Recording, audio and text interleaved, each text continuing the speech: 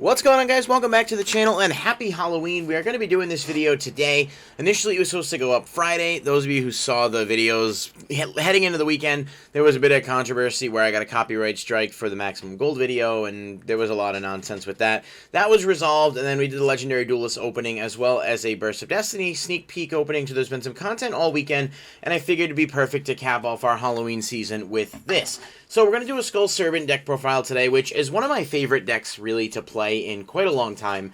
Unfortunately, it's never really been like competitively viable, and that might be due to the fact that you have to play a lot of bricks and that it's quite literally a very fragmented strategy, but it is fun. They have gotten a lot of support, with the most recent support being in Blazing Vortex with White Baking, which might actually be one of the best cards that deck has.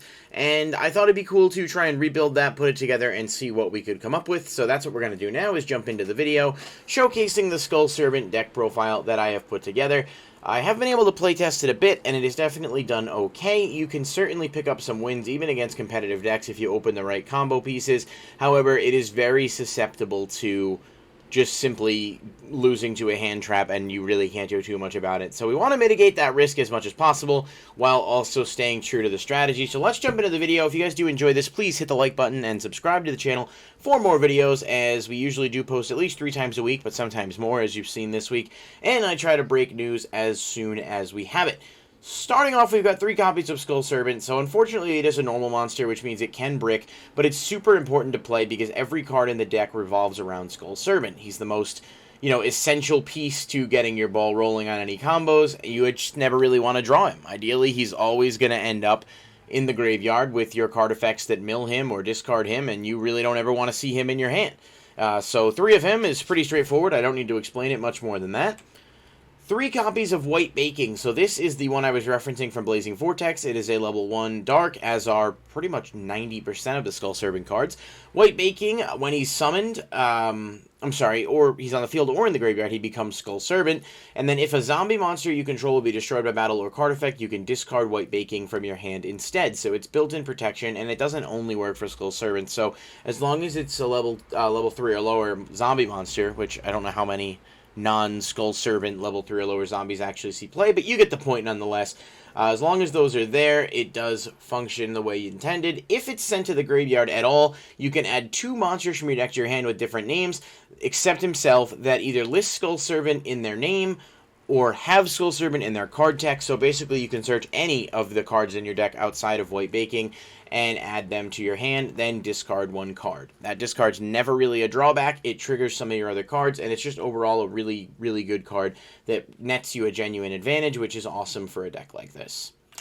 Next up, we've got triple copies of King of the Skull Servant. So this is how your win condition, ultimately. He gets 1,000 attack times the number of Skull Servant and King of the Skull Servants in your graveyard.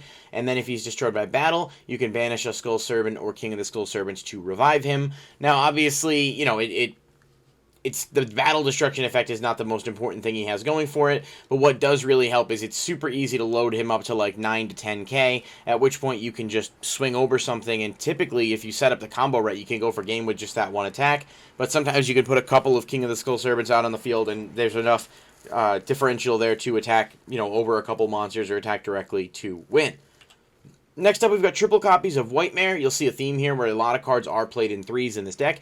This card takes the name of Skull Servant while in the graveyard, and then you can discard it to either take a banished Whitemare or King of the Skull Servants and special summon it, or target a banished Skull Servant or Whitemare and return it to your graveyard. So you can either discard this, bring one back that you banished for a different card, and you have, 2,000 extra attack points in the grave, or you can get your Lady in White or King of the Skull Servant straight to the field, which can be really good with cards like Allure of Darkness. So overall, it's super useful. It's not a hard once per turn, so you can do this more than once, and that is actually a solid way to kind of ramp damage quick and get through your combo pieces. The White Princess as a 3 of is not my favorite, just because it is a little bit less useful in terms of accelerating things. Obviously, it does take the name of Skull Servant. When it's normal or special, you can send a White Prince from your deck to the graveyard, which is cool because he does have an on-send effect. And then during either player's turn, you can send this card from your hand or field to the graveyard. All monsters on the field lose attack and defense equal to their own level or rank times 300 until the end phase. So obviously, this is really cool because your Skull Servants are only level 1, so they're not going to lose much at all, but other monsters will lose a substantial ideally anyway, a substantial amount, allowing you to run over them. So it does give them a bit of a battle hand trap, which is nice. It is a quick effect, and the mill is okay on summon. It's just more often than not, it's not the most useful card the deck has access to. Now, White Prince, as mentioned, if is sent to the graveyard at all, you send a Skull Servant and a Lady in White from your hand and or deck to the graveyard, which is nice. It's a double mill, which means more attack points. And then you can banish 2 Skull Servants and this card from your graveyard, special summon a King of Skull Servants from your deck. So banishing 3 does seem a bit counterproductive because you are reducing the King of the Skull Servants attack points.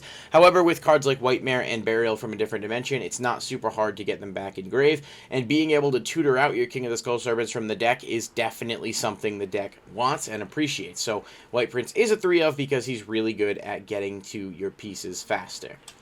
Now, we've got 2 copies of the Lady in White. This is a really good card with a really solid defense of 2200. Face-up level 3 or lower zombie monsters on the field, except Lady in White, cannot be destroyed by battle, and they are unaffected by spell traps and effects, which is just a really, really powerful tool. Like, if this is in defense, your opponent basically can't use any card effects on your King of the Skull Servants except monster effects, and they can't destroy it by battle. So you're attacking with a 10k monster that can't be impermed, that can't be, you know, droplets, any of that stuff. They really would have to use something like Effect Failure or maybe a monster that's going to pop something to get over it.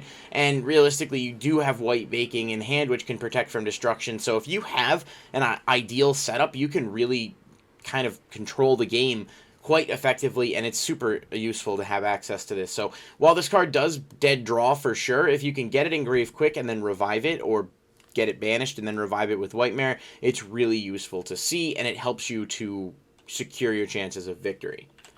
Now, we've got triple copies of Mizuki. This is almost standard in any zombie deck, and I don't see why it wouldn't be here. The deck can certainly mill some things. There are a lot of cards that discard. Getting Mizuki in grave allows you to revive King of the Skull Servants or a different piece of your combo without having to banish a Skull Servant from grave, so it's useful for that, you know, reason alone. But Mizuki in and of itself does just belong at 3, in my opinion, in pretty much any deck that's playing zombies that isn't Eldritch, and really in certain Eldritch variants you can play it as well. And Mizuki is just really good. I feel like I don't need to go into too much detail on that one. And then 1 Gozuki, just to complete the Mizuki package. Gozuki does allow you to mill a zombie monster from your deck to the graveyard, which is, we're playing him because not only can he get Mizuki in grave, like I said, obviously, he can also mill things like White Prince and White Baking, which will trigger their effects. And when he's sent to the graveyard, you can banish a zombie to special summon a different zombie from your hand. So overall, a really good one of. It's a card that you want to see early to get your plays started, and it combos well with Mizuki, so there's just no reason not to play him. Playing him at 3 would be a bit overkill because he is a hard once per turn, and you really don't have that much extra space in the deck, but he's super useful to the strategy.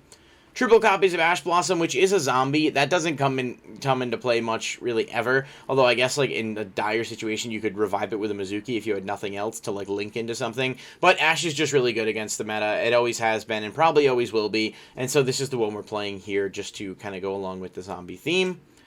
On to the spells. We've got triple copies of Allure of Darkness. I like this card a ton. The banishing drawback of it is really not much of a drawback at all. If you draw a couple cards and then banish your King of the Skull Servants or Lady in White, you can then just discard Whitemare to bring them back, so all it's really doing is giving you a free couple of draws and setting up your graveyard for additional plays. You do have the option, obviously, if you have like a dead Skull Servant or another dead card, you can banish that as well. We do play Burial from a Different Dimension, so sometimes anything you banish with Allure can end up back in the graveyard. It's just a really good card, and it's certainly better than something like Prosperity or Extravagance in this deck because of its combo ability with your other cards. Triple copies of Super Polymerization, so I love this card, and I just think it's really good in zombies in general. Skull Servants don't have a lot of counterplays, so having access to this, if there is a way that they can get over your, you know, King of the Skull Servants, you can Super Poly into Starving Venom, you can Super Poly into Drago Necro Nether Soul Dragon, which everything is zombies with Zombie World on the field, so it gives you a little bit of competitive response, if you will, for what is otherwise a bit of a glass cannon deck. So I do think Super Poly is good in here, as it is pretty much in anything that can play Zombie World. 2 copies of Burial from a Different Dimension. Select up to 3 monsters that are removed from play. Return them to each player's graveyards. In some rare scenarios, you can disrupt the opponent with this, but being able to bring back your Mizukis, being able to bring back your White Prince or any of your banished Skull Servants, and just boost up your monsters. There's just so many cool uses for this card in the deck, and I think it's really good to, you know, be able to have access to it, which is why I'm playing 2 instead of just 1, and 3 would be overkill, I think. It's just, it would end up not really netting you enough advantage, so 2 is kind of the perfect number in my opinion. 2 copies of Zombie World. Like I said, this is just really good as a counter to a lot of the meta. Hey, even against decks like Fluanderies, this is going to be really good because they can't tribute summon, monsters that aren't zombies. But this makes everything zombies in the grave. It's disruptive. It doesn't hurt you at all. And with Super Poly, it becomes basically an instant out to like 90% of things. So there's no reason not to play it. For the 1-ups, we've got Foolish Burial, 1-for-1, and Card Destruction, all really useful. Card Destruction's good in here because of how many cards you have that trigger when they're sent to grave. 1-for-1 can pull out like half your deck, and discarding isn't really much of a drawback. And Foolish Burial is essentially a monster reborn in this deck with Mizuki, so no reason not to maximize any of those cards. So that's 40 cards exactly for the main deck, and I'm pretty happy with the ratios. There are some cards, such as Bones Alone, which is a level 1 zombie that can special himself from the hand, that does have some synergy if you're linking into things, but I didn't feel it was necessary here, and I thought working within the archetype was going to be the best way to ensure the deck's consistency wasn't thrown off too much. Now, looking at the extra deck, 2 copies of Drago Necro, Nether Soul Dragon. This is just for Super Poly and Zombie World. It's just really good. I mean, ultimately, if Zombie World's on the field, you can use any of your opponent's 2 monsters to make this card and out problems with the inability to respond. If you've played zombies, you're familiar with this card, and there's really not much I need to say about it other than that. For the other fusions, we have Mud Dragon of the Swamp and Starving Venom, just both solid options. I mean, Starving Venom, in some cases, you can still make if you don't have Zombie World out and your opponent summons a Dark Monster, which is just a common type, like with Phoenix Enforcer or Dragoon or something. And Mud Dragon of the Swamp, I think, is just really good in general for his utility to be a good Super Poly target to grab other things. Now we've got 1 Divine Arsenal AA Zeus and Downer Magician as sort of the Zeus package here. You don't see it as often because you really are playing a strategy designed to build up your King of the Skull Servants and beat down certain things. However, it's not it's not impossible that this would come up, and I have gone into it before, so it's really useful to have access to those guys.